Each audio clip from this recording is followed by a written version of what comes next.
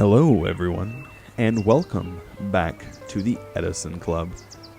Thank you for being here with me today as we are about to embark on our brand new journey of destruction.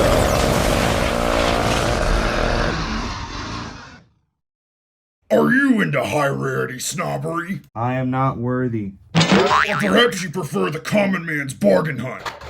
What the Yugi? Is that a Lila? Normal summon Lumina, in phase mill, wolf, wolf, wolf. Watch your opponent devolve into tears. Stack for plague spreader, make Brionic. Brio them into oblivion. Why me? Special summon Judgment Dragon, nuke everything. Does this sound appealing to you? Well, then you've come to the right place. Welcome to the Edison Club's ultimate Lightsworn guide. What's going on, guys, and welcome back to the Edison Club. And also, welcome back to the Ultimate Lightsworn Guide, episode number 2. Today's episode was originally going to be intended to kind of go over some matchups and do kind of a matchup analysis, talk about what to do in what matchups, so forth and so forth. But there's actually been a change of plans for this week. I'm actually going to go over my tournament experience from the 2K Edison tournament this past weekend at Big Boy Gaming in Smithfield, North Carolina. The first thing we're going to do is go over the deck profile. If you want to watch the first deck profile, I'll have it linked in the description below.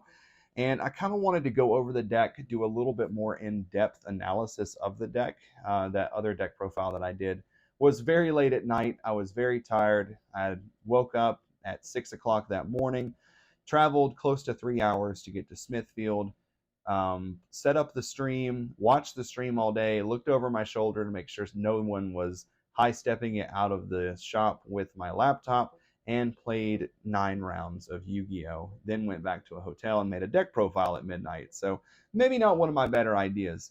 And I've been watching the deck profiles that Hydro Pump and Fraser Smith over on I Am Nerd put up, and looked like they had a few questions, and maybe some folks in the comments had some questions, as well as some folks in my own comment sections has been asking me about some things I played, wanting to know some reasoning. So we're going to go over that today and see if we can clear some things up.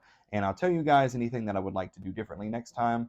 And yeah, so before we get started, guys, please make sure that you like, share, comment, and subscribe. It really motivates me to keep going, keep creating content, and keep getting better at content creation and getting better at the game that we all know and love. So let's go ahead and jump into this deck profile here. The deck that I piloted this past weekend was Pure Lightsworn. We're going to go over some matchups here really quickly before we get into the initial deck profile. So it was 6 rounds of Swiss.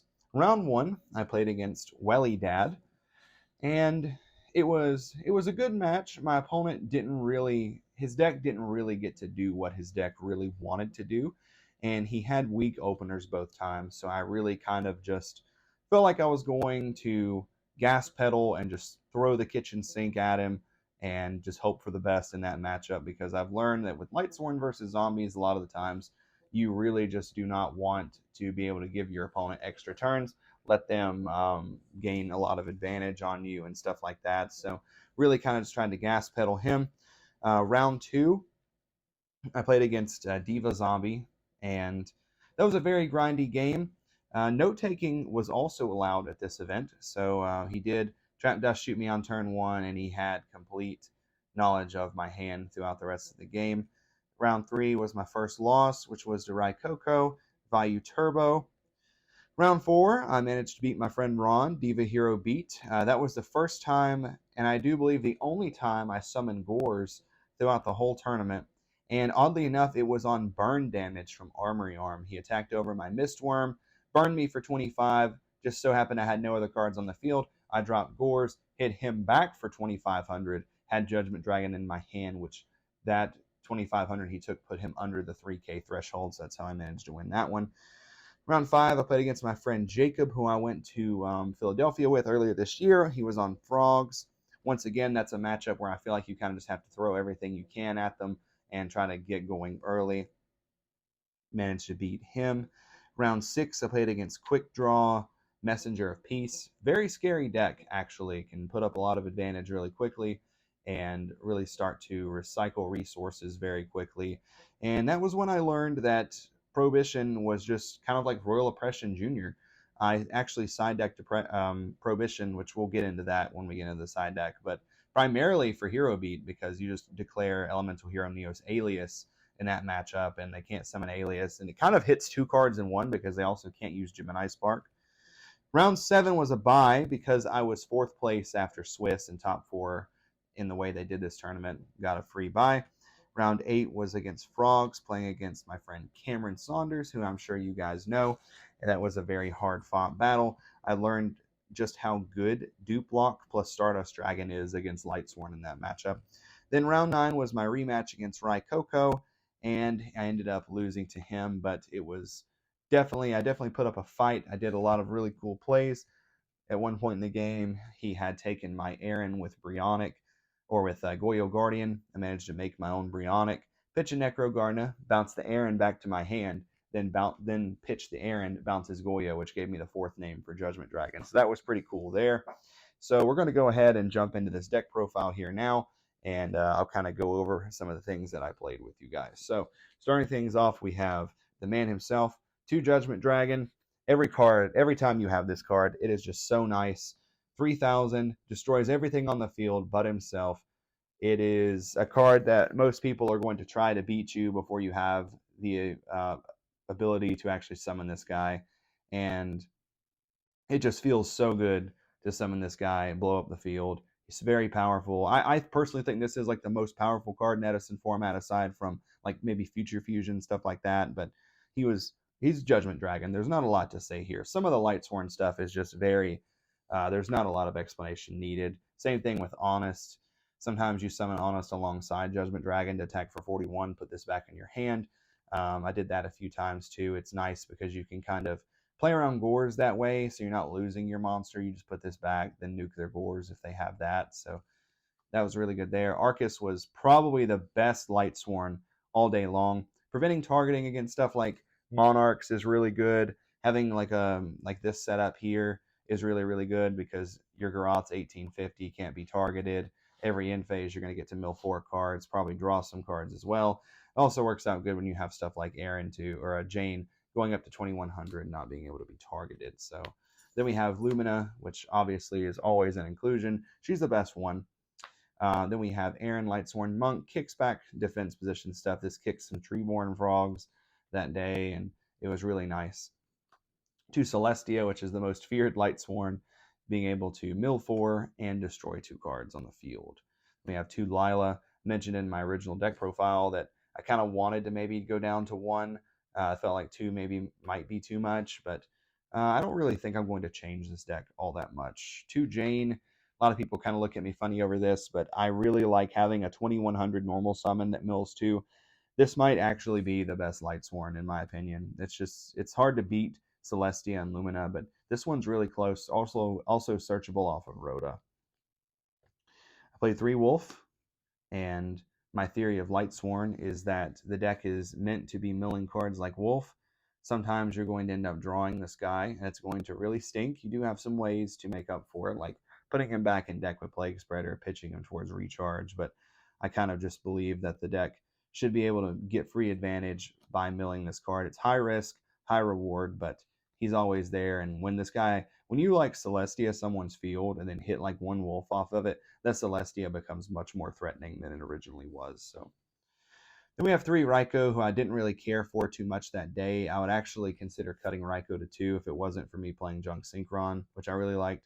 But Raikou was fine. It's just really not good against Frogs. It's normally the one you're going to end up pitching for stuff like Celestia or Solar Recharge. We went over Junk Synchron a lot. A lot of people really asked me why I played Junk Synchron, and it's a very simple answer. Junk Synchron brings back Raikou, and that gets you into your level 5 Synchro line. So your level 5 Synchro line is Magical Android to recover life. It's also light. Junk Warrior, but the only reason why I play Junk Warrior is because obviously the deck has a hard time dealing with this card because Catastor just blows up everything and all that, but you can Junk Synchron back Raikou, make Junk Warrior, who is 2300 in Dark, so he outs Cataster, rather than having to make my own Cataster and just crash them. And sometimes you would still do that, like if you really just want to play around something like Brain Control, you could still make Cataster and crash them, but most of the time you make this guy and you just attack over for 100.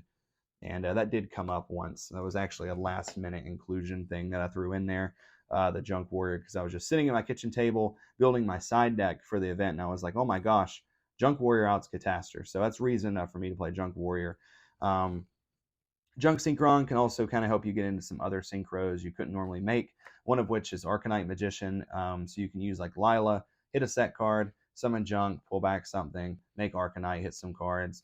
And then you can also do the same thing, like Lila hit a back row, summon Junk, bring back Raikou, and then make Mistworm there too, which is also really nice. So Junk Synchron was really good.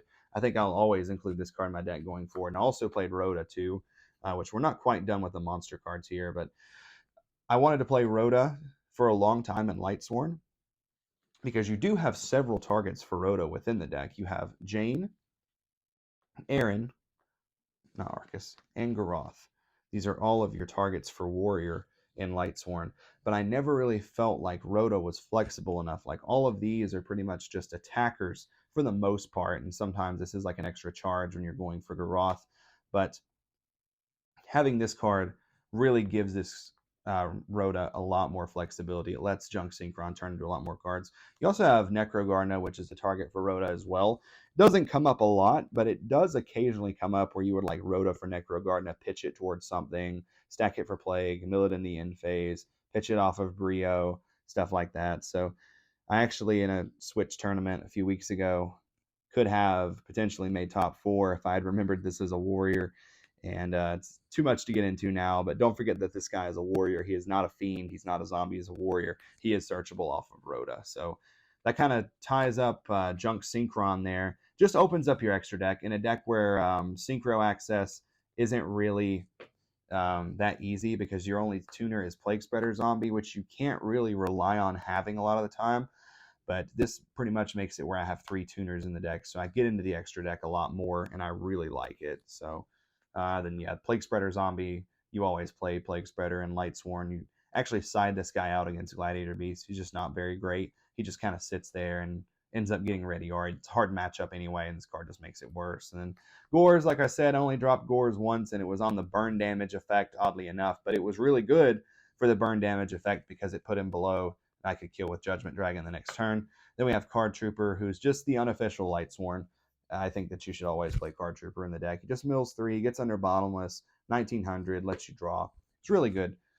It rounds off the monsters. We kind of already talked about Rhoda and how I wanted it to have flexibility. And Heavy Storm. So let me tell you guys a little bit about Heavy Storm here. When I first started playing Edison format, I was very scared. I played very scared. So I would pretty much never activate Heavy into more than one back row. I was using Heavy Storm as MST, because I was always worried, do they have Starlight Road? Do they have Starlight Road? I will lose if they have Starlight Road. So I actually found myself a lot of times having this card in my hand, not activating it, and trying to pick off their back row one at a time. Well, I was actually listening to an episode of the I Am Nerd podcast one day where they actually, Fraser and Kenny, talked about this card.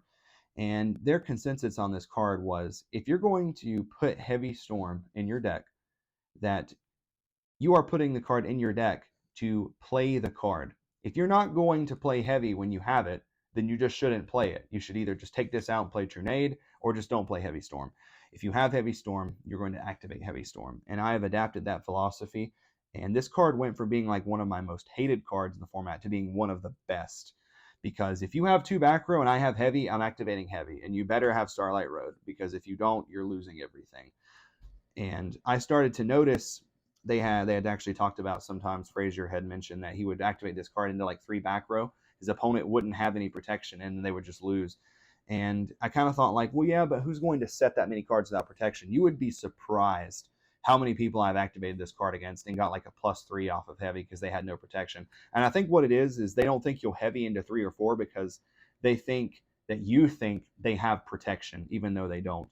And ever since I started using that philosophy of, you better have it, this card has gotten so much better for me, because odds are, if they have Starlight Road for this and other back row, you probably lost anyway. So Heavy Storm is very good. We play cards in our deck so we can activate cards in our deck. Don't be scared to play Heavy Storm. Mystical Space Typhoon, which I really think probably could just be moved to the side deck. I don't know if it really needs to be in the main, but I mean, it was fine. You know, it's just a 1-for-1. Then we have Brain Control, which is the most drawn card in the format. Shouts to my friend Cody Hug for hooking me up with an ultimate. Been looking to get one for forever. Finally was able to trade for one. We have Foolish Burial, has a lot of applications. Dumps Junk, not Junk Synchron. Dumps Plague Spreader, Necro Gardener, sends Wolf for free Celestias or Wolf for free Beaters. I really like this card in the deck a lot. And we have Charged Light Brigade, which not really any explanation needed there. 3 copies of Solar Recharge, which is our own personal draw card. 2 copies of Monster Reincarnation and 1 copy of Smashing Ground that rounds off the spell. So we're going to go over something here. First off, a lot of people ask me, why did I main deck the 1 Smashing Ground? We'll get to that in a second. A lot of people ask me, why did I not main deck Cold Wave? I've actually had a lot of people ask me, where's Cold Wave? Why is Cold Wave not included in your spell cards? And the fact of it is that I actually don't care for Cold Wave that much in the deck. I have tested Cold Wave. Cold Wave should make sense within the deck. It should be very good for the deck. And when it is good, it's good. And like, nothing feels better than Cold Waving, summoning Judgment Dragon, blowing up their board. And I think that Cold Wave is pretty good in game 1. But what I was noticing was there were a lot of times where I wanted to Cold Wave and also Charge the Light Brigade. I wanted to Cold Wave and also Foolish Burial. I wanted to Cold Wave and Brain Control. I wanted to Cold Wave and Monster Reincarnation. And this right here is a big reason why I don't play Cold Wave, is I feel like if you do play Cold Wave, I think you immediately have to play Beckoning Light.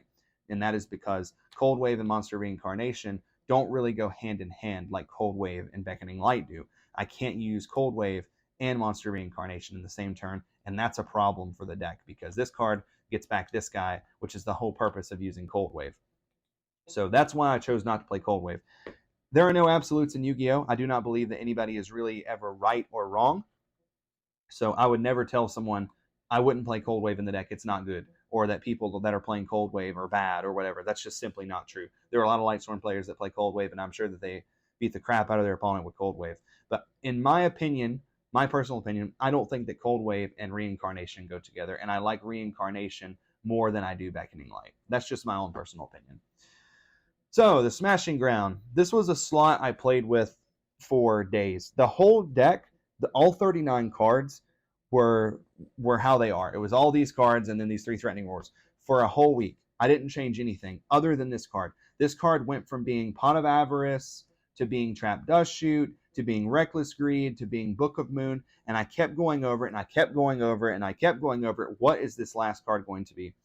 And I ended up deciding to main deck 1 Smashing Ground just to have some spot removal in the deck. There wasn't some great grand theory of playing 1 Smashing in the main. It was just, as a 40th card, it can help get you over stuff that you couldn't attack over. Sometimes you just need to be able to smashing something out of the way, opposing Christia, or something like blowing up Ashura because you're not in a position where you can afford to get colluded, or getting rid of a Synchro, or getting rid of just some big threat, smashing grounding your opponent's Stardust to force them to the gate, and then Judgment Dragon the field, stuff like that. So, I mean, this card was fine. I only saw it a few times, but I mean, it was good the few times I did see it. Actually, my last round against Raikoko, if I hadn't have pitched this early for Monster Reincarnation, probably would have stood a much better chance of getting rid of his Vanity's Fiend he dropped in the mid-game.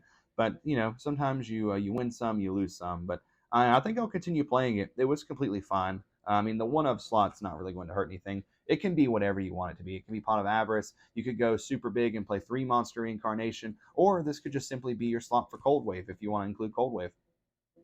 And then the best trap card in my deck was Threatening Roar. I kind of got varying opinions on this card throughout the day. A lot of people said they didn't want the neg 1. A lot of people said this card was really good. I kind of talked to my friend John, who is Super John 0001.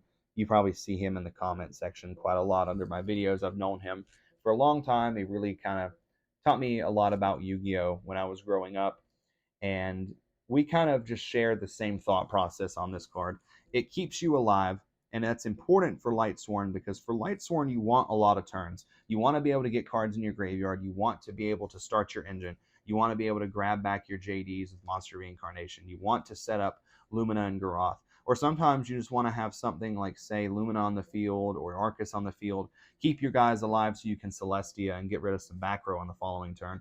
I actually ended up doing that against Raikoko in the finals.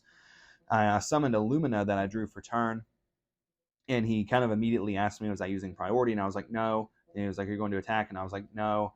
And I just went to end phase, milled 3 cards. He summoned a Sirocco, attacked. I T-roared him on the next turn. I dropped Celestia, hit both back row. He had Royal Oppression, and he had Dimensional Prison. So this card just really just helps the overall game plan, in my opinion, for what Lightsworn wants to do. There are some matchups where it's weak. I think you can side out 1 or 2. You don't necessarily need Threatening Roar against something like Frogs because they kind of out your monsters with their effects more so than attacking, but it's still not terrible. So going into the side deck, a lot of people have messaged me about this, the infamous Shield Crush, asking me, why did I play Shield Crush? Why are you playing Shield Crush? Was Shield Crush good? And the answer was, it was just fine. I don't know if I would use it again going forward. It was just okay. And the thought here is that I'm a big fan of Nobleman of Crossout. I think that hitting your opponent's Raikos and Hamsters, especially like knocking their Raiko and leaving them with only Hamsters, is really good. And I don't really want to run my Millers into Raikos. So I figured I would play Shield Crush to be able to get those threats out of the way, to be able to just blow up the Hamster, be able to just blow up the Raiko, and just not have to deal with it. And I don't think that it was bad. I think that maybe my theory was a little off. I think in those scenarios, if I feel like I lose to Raiko, then I just summon my Miller and go to end phase and mill my cards rather than just running into it, because at least I get the mills. Still it's the same result. I get my guy blown up, but I don't know going forward if I would play Shield Crush or not. It was just fine. So you can test it for yourself. See if you like it. Sometimes it does come up where this hits stuff like a Gore's token and stuff like that, weird scenarios. But this one probably won't make the cut going forward. But who doesn't like that classic artwork? Look how cool that is. Just the shield itself is secret rare. Very cool. One of my favorite cards in Yu-Gi-Oh! Too, so it was cool. Maybe I was a little nostalgic was why I wanted to side Shield Crush. But the next card a lot of people asked me about was Prohibition. Mike, why did you play Prohibition? No one really plays Prohibition. Well, this card can call DD Crow, which is nice because post-side, a well-timed DD Crow can sometimes make things very hard on you. But the main thing with Prohibition was actually for Hero Beat.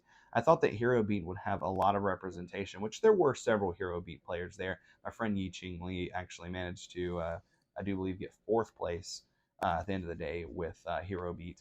So pretty much the thought of this was to declare Elemental Hero Neos Alias. And by doing so, you keep them from being able to summon Alias or use Alias, and you also hit Gemini Spark, so it's like a 2-for-1. So I have to give my friend Blake some credit here for this one. He did come up with the theory of Prohibition, so this one will probably stay in here. It's also nice because it can give you a side deck card against a deck that you may not have anything for. Like you may want to play this and call Fossil Dyna if you play against Stun, or you may want to play this card turn 1 and call Light Imprisoning Mirror. It just gives you side deck cards for every matchup. I also realized throughout playing that this card is Royal Oppression Junior. When your opponent has a quick draw, a Drill Warrior banished, and you play this and call Drill Warrior, it's really, really good. So a lot of times I would side in like 1 of this and like 2 Royal Oppression in that matchup, and it was very, very good. I was pretty impressed with how good it was. Blake definitely was 5-head there. I side deck 2 Oppression, which I'm not normally a huge fan of in Lightsworn. I feel like it goes against your game plan of wanting to swarm the field, but a lot of decks can't get over like a Jane backed by Oppression. It would be very difficult for some decks to get over that if you just control every time they special. And then like against zombies, they also play back row, so you can put in like True Nade. So when you want to make a push, you can True Nade this back to your hand. Then if your push fails, you still have Royal Oppression. So it was fine. I really liked Oppression. And then I played True Nade, Vortex, Soul Release, and then 2 Gold Sark. This was also something that a lot of people asked about, was why are you side decking Gold Sarcophagus? And it is weird. It's very bizarre. I haven't seen a Lightsworn list side deck Gold Sark either. So the purpose of side decking Gold Sark was essentially to give your side deck cards, give you more copies of your side deck cards, whether that be Lightning Vortex, Giant Trinade, Soul Release, or something like Royal Oppression. it kind of gives you more ways of seeing that card quickly. It also, let's say, for instance, I'm playing a matchup where I really wanted to see something like Soul Release, like, say, the Mirror match, and I open Soul Release. Well, then Gold Sarcophagus can also just make my deck run much faster, guarantees me a Judgment Dragon, or Charge of the Light Brigade, or Solar Recharge, or whatever I really need to see that I'm not seeing. And I never want Gold Sark going second. There's very few cases where I ever want this card going second. So side decking this card actually just made it where I can always see it going first, never have to worry about seeing it going second. So I think going forward, the main thing I'm going to change about the deck is the side. I think that I want to try to find cards that are a little more like blowout than these. They were fine, but I feel like there are cards that are better. So that was why I side decked Gold Sarcophagus. This was also my friend Blake's idea to side deck the Gold Sarks, and it was good. I ended up using them more to like make my engine go more than getting like the quote unquote like blowout cards of the side. But I mean, it was still completely fun. Gold Sark can also get Cyber Dragon if you play against machines. Didn't play any against any at this event, which is good. I hate playing against machines, but Cyber Dragon's just Cyber Dragon. You put it in against like Blackwing or Gladiator Beast, Hero Beat, just to have the free 2100 to be able to threaten with. And then the last card was 2 DD Crows, just for pretty much anything that uses the graveyard. So zombies, frogs, Lightsworn, Vayu, maybe sometimes Quick Draw hitting the Dandy sometimes. But this was fine. It's probably the most side decked card I saw Saturday. It seemed like everyone was on DD Crow Saturday, more than I've ever seen. So that rounds off the side deck. Hope you guys are getting a little bit better explanation of stuff than I gave in my original deck profile. Extra deck, there's not a lot to say. We have Fortress Dragon for machines, Catastor. We already went over Junk Warrior. We have Magical Android, and then we have Armory Arm, who should be at the level 4s. Brianak, Goyo, Tempest Magician, who I still never made. Flamvell Urquazas quickly became probably my favorite one to make. I made him more than any other card in my whole extra deck Saturday. And this guy he gets in there over Treeborn Frog, he gets in there over Dandy Tokens, and pretty much your goal with Lightsworn is to get your opponent to 3,000. Because once they're at 3,000, your deck becomes so much better. Your deck becomes one Judgment Dragon away from winning, and it's just very, very strong, just being able to pierce over stuff. Then we have Arcanite, which you already went over, combos with Lila, Black Rose, Stardust, Thought Ruler, Colossal, and Mistworm. So that's the extra deck. Not a lot to really say about the extra deck. It's just Lightsworn, Pure Lightsworn has a pretty open extra deck for stuff. So that's the deck profile.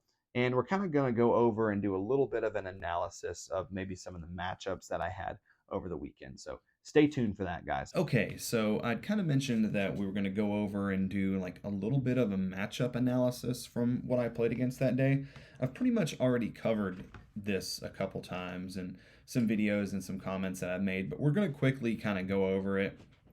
Kind of went over it a little bit at the start of the video, but round 1 against Welly Dad, this was a matchup for me where he didn't get a great start in either game that we played, and I really had to use that to my advantage. I think that when you play Lightsworn and your opponent has a rough start, right, their deck's just not playing well, I think that is time to just throw the kitchen sink at them and try to win quickly.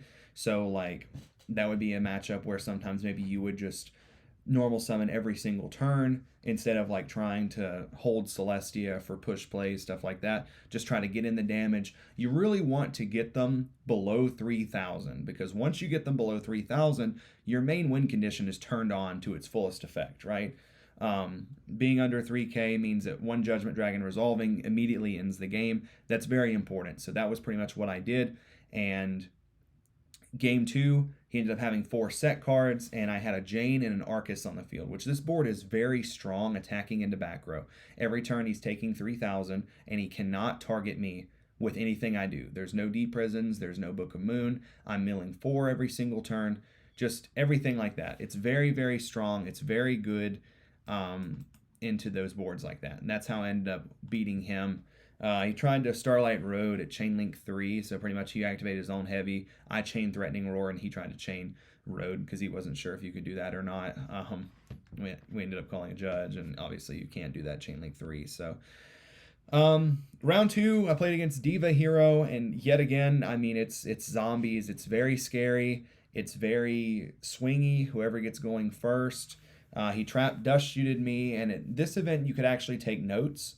So being able to take notes and just keep up with what your opponent has, never forgetting stuff like that, makes it much harder. Game 1, the deck ran just like butter, kind of just ran him over. Game 2, not quite as good of a start, drew some wolf, stuff like that. In Game 3, same thing again, kind of just ran like butter, ran him over. And round 3, I played against Raikoko for the first time, which was VU Turbo, the first time we played that day, and just didn't really get to do a lot. My JD ended up getting hit with Judgment on one of my push turns and stuff like that. One thing kind of just led to another, but it was good to be able to get some testing in against him. I'm sure Ryan will probably end up watching this video. I did not side deck Royal Decree because I just did not feel like trap decks would be that represented. And he asked me, did you put in Decree? And I was like, oh, crap. Like, I don't want to tell him I didn't put in Decree. I'm not siding Decree. So, Ryan, if you're listening, I had to tell you that I put in Decrees, even though I didn't side them, because I had to at least make you respect them if we had to play again in Top Cut, which we did.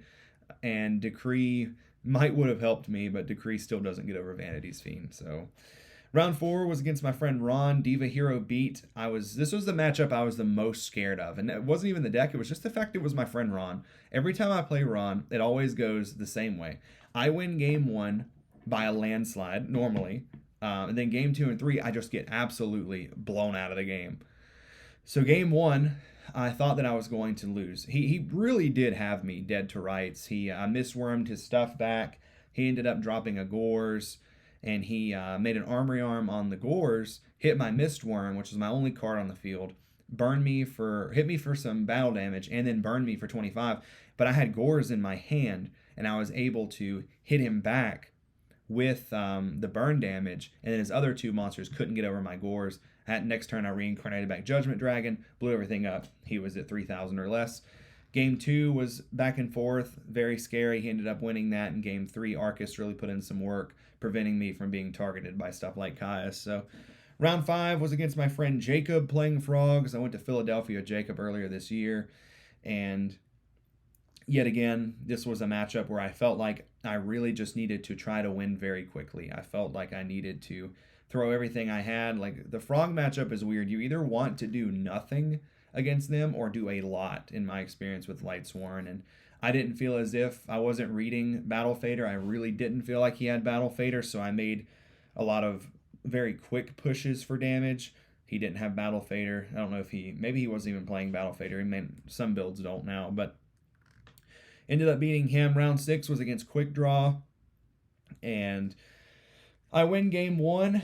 Game 2, he really kind of blew my mind. I didn't really expect Quick Draw to play Lightmere, because I was pretty sure they played like Hamster and Raikou, but he T-set and passed. I opened up Shield Crush, I hit his Raikou, summoned a Jane, hit him for 18, went to end phase, and he Lightmired me. I hung in this game for a long time under Lightmere, much longer than I should have. Eventually ended up clearing the Lightmere, but by the time that I was able to clear the Lightmere, my life was so low. I couldn't pay for Judgment Dragon. I had taken so many Drill Warrior hits directly because Lightsworn can't really deal with Drill Warrior. And he ended up beating me in game 2. And then game 3, very back and forth, very grindy. I ended up sealing the game when I JD'd his board and then activated Prohibition, calling Drill Warrior, which he had banished. So they ended up being the game there. It was Messenger of Peace Quick Draw, which I've talked about a few times, basically summoning multiple Drill Warriors, having them attacking directly while your opponent can't attack you seems pretty good. Round 7 was against Cameron Saunders, who was also on Frogs, and that went to game 3. It was back and forth. I lost game 2 because he Stardust dupe locked me, and I didn't realize just how good that really was. And I tried to get out of it. I brain conned his Stardust, but unfortunately I only had exactly 4 names in grave, and he DD crowed 1, so I just had to give him his card back. Past turn, I tried to live a little bit longer. It didn't work. And then game 3, unfortunately, he drew triple Murray of Greed with 1 water, and that kind of sucks when that happens. But round 8, I played against Raikoko again, which is where that little excerpt from the stream came from earlier. We went to game 3. It was a really wild match. I feel like I'm could have won, but hindsight's 2020 hindsight. Like, I ended up pitching a smashing ground early for Monster Reincarnation instead of Shield Crush, and I ended up losing later that game to Vanity's Fiend. So I wonder if I hadn't have held that smashing, would I have won, or would I have just used the smashing on an armed wing or something? The world may never know, but it happens. It was still third place, and yeah. So kind of to send off this video, I want everyone to be able to take home some new knowledge from this. We're going to go over a few things that I feel like helped me get better at Yu-Gi-Oh! In a time where I felt like I was really struggling. All right, guys, so I'm kind of going to go over some things here that I feel like really helped me get better at this format. I am by no means great. I am still learning every day, and every tournament that I go to, I am still learning. So, one of the biggest things that I can tell you to help you improve at the game is to look at your replays. It is a great resource on Dueling Book to be able to go back and say, wow, I completely threw this game that I could have won by not doing this or by doing this. That is a great way to learn. Do not be too prideful. Don't be afraid to be hard on yourself. Fraser Smith just told me on the podcast the other night his misplays keep him up at night, and I never thought I'd met someone that felt the same way. Sometimes I'll just be sitting around watching a movie, and I'll think about, wow, I 100% could have won the other day. Like, there was a few weeks ago where I played against my friend Cody Hug, who I've had on the channel a few times, and pretty much what it was a very complex board state. I ended up having to being forced to make a pretty big push play, and ended up losing to a Brio, because he went Brio, bounced all three of my guys, hit me for exactly 23. What I didn't realize was the fact that Necrogardna was a warrior, and I had a bluff Rhoda set. So what I could have done was went Rhoda for Necrogardna and pitch it toward the Brionic I made, and then I would have been protected from his Brionic, and he was under 3,000. So that kept me up at night for a few nights. I won't lie to you. But go over your replays. That's the best way to learn. See what you could have done differently. See if you ever miss lethal. Right now, my biggest thing in Yu-Gi-Oh! Is making sure my opponent doesn't get unnecessary turns. There's nothing worse than thinking, when you end your turn and they draw, looking down and realizing that you could have beaten them. There is nothing worse than that. And then it gets even worse when they end up beating you and the game was 100% yours. I don't think that has happened to me since that Switch tournament, and I don't want it to happen to me because it is not a good feeling. I never want to lose because I missed lethal.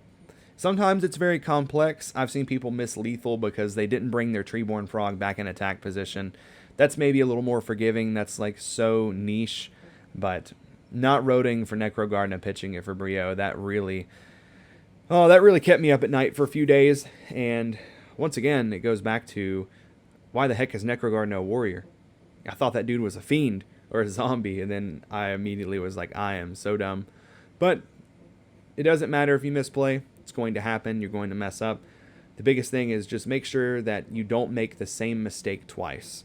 And I think that mentality has really helped me get better at the game.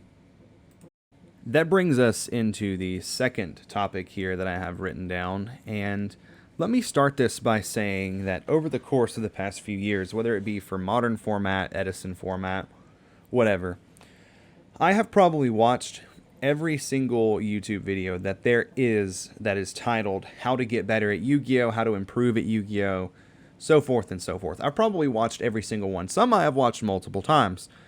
And in those videos, you'll find similarities of players talking about keep to playing the best deck. Sometimes they will reference watch your replays, focus on making the best plays. That's all good advice, but sometimes I feel like people really do not elaborate on the small things, the fundamental parts of the game, the inner workings, or what's under the hood, or whatever you want to call it, the very small parts of the game. I've referenced the I Am Nerd podcast several times on here. I think that it is probably the best free tool for anyone that's playing Yu-Gi-Oh! That there is. It is free coaching. It's free insight into a several-time topper YCS ARG champion. You know, it's just free. You get to go into his brain and hear his thoughts, and it is fantastic that that tool out there exists. You don't even have to have Metafy. Something that Frazier has mentioned before is that you do not need to change the game state. Make your opponent change the game state. If I have a Stratos and an Alias on the field, and my opponent has 3 set, and every single turn I'm getting in for 18, I'm getting in for 19, you don't need to summon the Ocean in your hand. You don't need to Miracle Fusion for absolute 0. You don't need to Gemini Spark and hit a random back row. Make your opponent do something. Make them be the one responsible. How am I going to get out of this? What am I going to do to change this? Because you don't want to have Stratos and Alias on the field, normal summon an Ocean, and get hit with Torrential. You just do not. It's unnecessary. You're already winning the game. And I think that it is important to be able to analyze and realize when you are ahead and when you might need to change the game state. There are some times when you might be ahead and you have to change the game state, but it's very rare. It is definitely important to understand cards that could make you lose when you're winning. Make your opponent deal with your Alias and your Stratos. You sit there and you say, yeah, if I'm getting in for this every single turn, you don't have Mirror Force, you don't have Deep Prison, I'm gonna make you have to Debris Dragon back your Dandelion, nuke your own board, take a -4 just to get rid of my 2 monsters. Like, don't do unnecessary things to try to get ahead when it's not necessary. This next topic is something that I myself did so often when I first started playing Edison. And for those of you that are here from Modern format, I think that this mentality is really the mentality of modern players and makes bad habits when you leave Modern format and you try to play a retro format because of how different the game is. And that is, don't scoop early. Don't scoop. Like, if you have a chance of being in the game, do not scoop.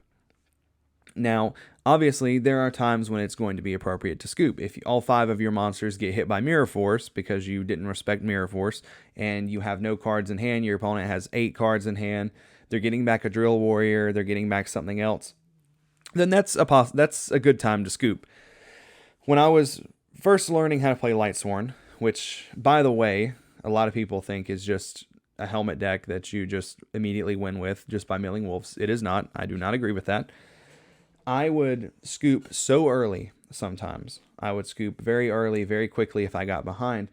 And the difference is that now, if I have a monster to summon that can mill, I am going to summon it even if I cannot attack over your monsters and try to get more names in the graveyard, or mill a Necro Gardener, or mill a Plague Spreader Zombie, or anything of the sorts. I'm not going to scoop until there is absolutely nothing that I can do. I think that that is so important because in the modern format, what you normally do is you look at your opening 5. If you are going second and you have no board breakers, you have no hand traps, your opponent sits there and kind of just vomits on the board for 15 minutes. Then you scoop and you go to the next game. You never got to play your first turn. And, kind of vice versa. If I go first and there's nothing that I can do and I have to pass, then the game's over. So I think that mentality of scooping very early comes from modern players, myself included, and it takes a while to kind of unlearn that bad behavior. Here's another good example of if you have to scoop. Let's just say it's game 2. And I'm playing Lightsworn, and my opponent has completely overwhelmed me. They have like a Thought Ruler, they have a Brio, they have everything. I draw for turn, and I have nothing that I can do, right? But let's say they have like 2 or 3 set cards. The only playable card in my hand is Heavy Storm, so I know I'm dead. I'm going to have to scoop. I'm going to activate Heavy Storm even if I'm going to scoop. And the reason why you would do that is to see if it does resolve. You get to get some insight on what traps they're playing if you haven't seen all of them yet. And a big part of that for Lightsworn is to see if they Starlight Road. Because if you don't know they have Starlight Road, if I haven't seen Road, I'm not playing like Road is there, ever. I'm Celesting for 2, I'm summoning Judgment Dragon, I'm nuking the board with priority, so forth and so forth. But if you know for a fact that they are on Starlight Road, it can change the way that you play. Then I would say, okay, maybe I need to play a little smarter. I need to wait until I get Heavy, or I get True Nade, or I get space. I get Lila and a space. I need a Celestia for 1. I need to hit Celestia, hit a back row, run over a monster instead of hitting both. You can get free information that you would not have gotten if you had just scooped. And, if you Heavy Storm and they Chain Road and they get Stars Dragon, you lost anyway. You're going to concede anyway. It doesn't matter.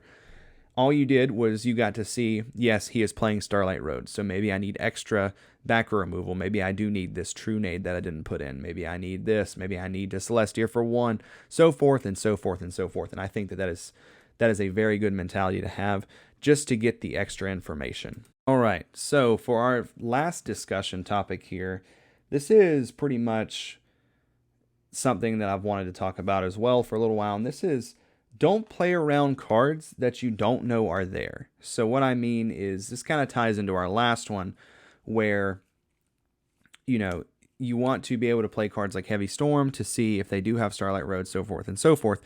But don't sit there with Heavy Storm in your hand while your opponent has 4 cards set and think about, if I get Starlight Roaded, I lose. At that point, you either should just not play Heavy Storm, or you should just play Giant True Nade if you're that scared of Starlight Road. Sometimes it's going to come down to you better have it. And when I first started playing Edison format, I watched a lot of E3 Yu-Gi-Oh! And Keegan is a good player. I still watch his videos.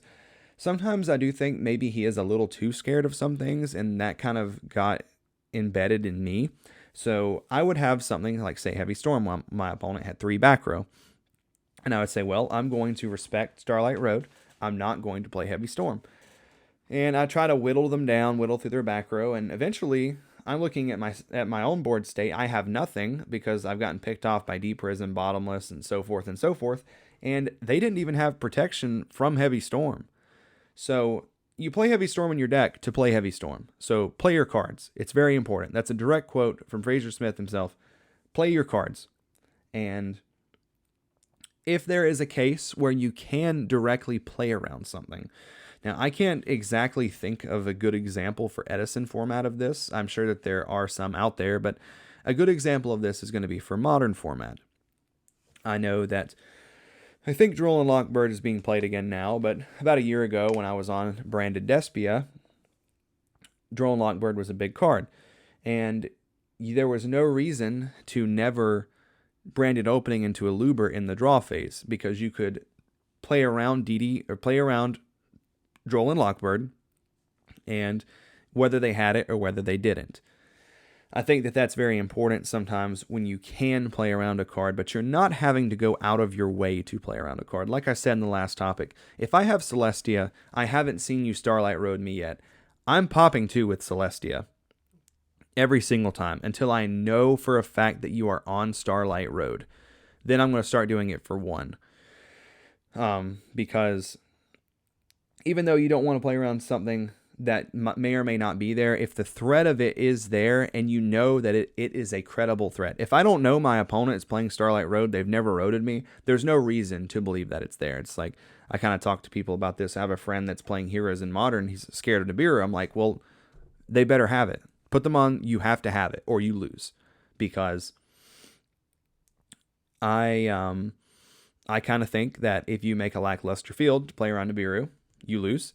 And I think that if you play into Nibiru, you lose. So you lose both ways. So you might as well do what your deck is supposed to do and do your big vomit on the board thing. So yeah, don't play around cards that you don't know are there. And once again, if you are in a position where, let's say with Lightsworn, where if I go Monster Reincarnation target Judgment Dragon, and I say that if they have DD Crow here, I 100% am just out the game. But I have Plague Spreaders on me in my graveyard. So you could kind of force yourself into a forced Plague Spreader play where I go like normal honest, Plague Spreader effect, and they DD Crow there. Then if they do have a second DD Crow for the reincarnation as well, then you probably just weren't ever winning to begin with. But yeah, it's very important to know when to play around something and when not to. And normally, I do like the mentality of, well, you better have it, especially when it comes down to one-ofs.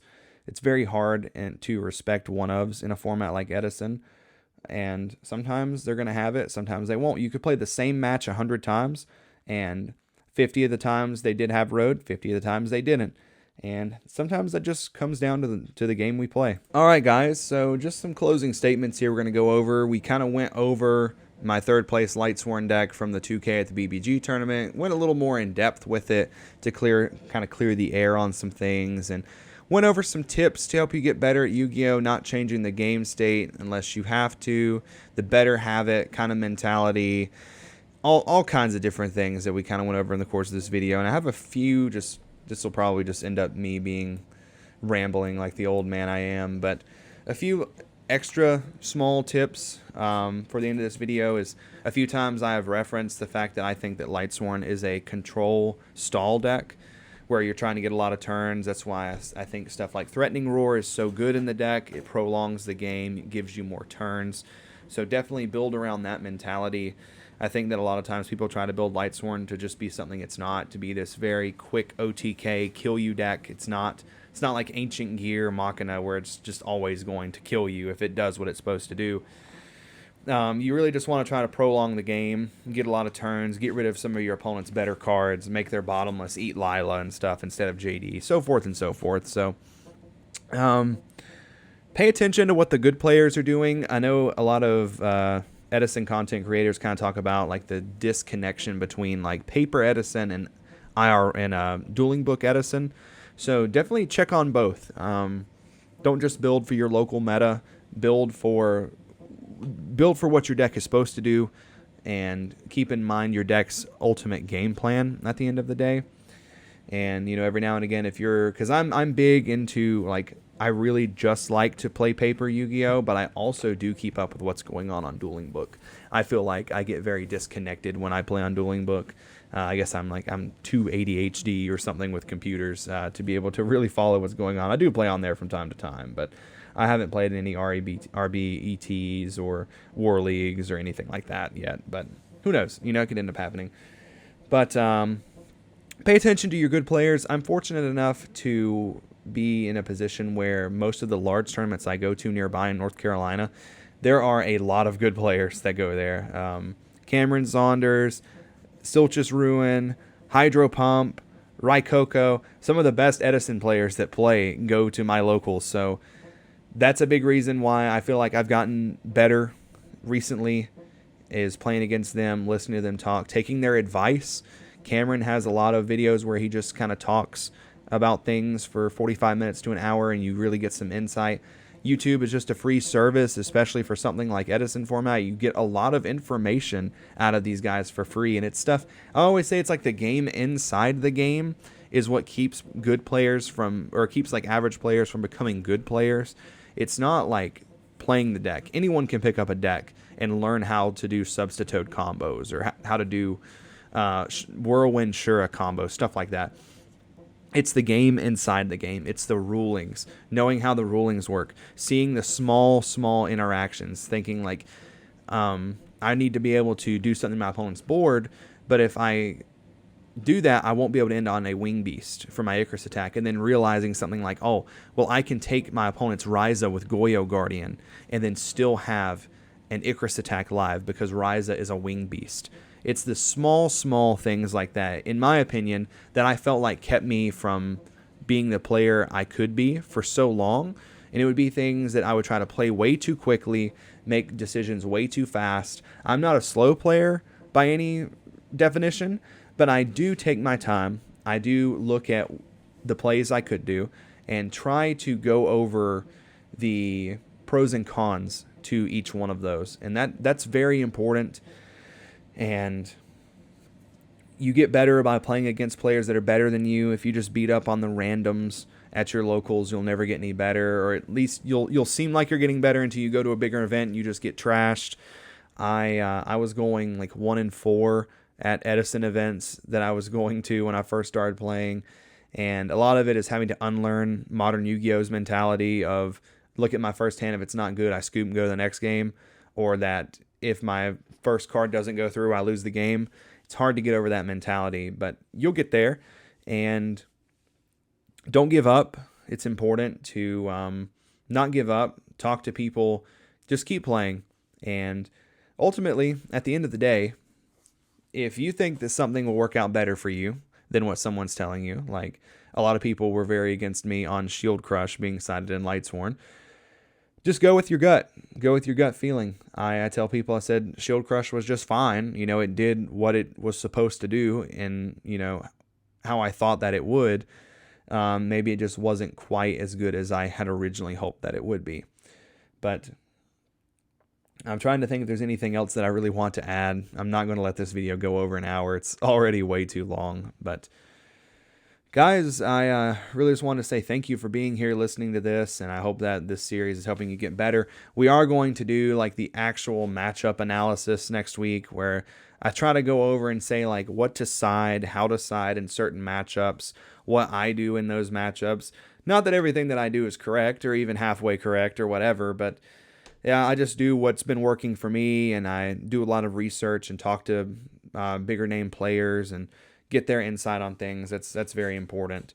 So guys, yeah, I think we're going to go ahead and close this out. This has been a good episode. This has been your episode 2 of the Ultimate Lightsworn Guide, and I've been your host, Mike, and we're signing out until episode 3. Take care, everyone.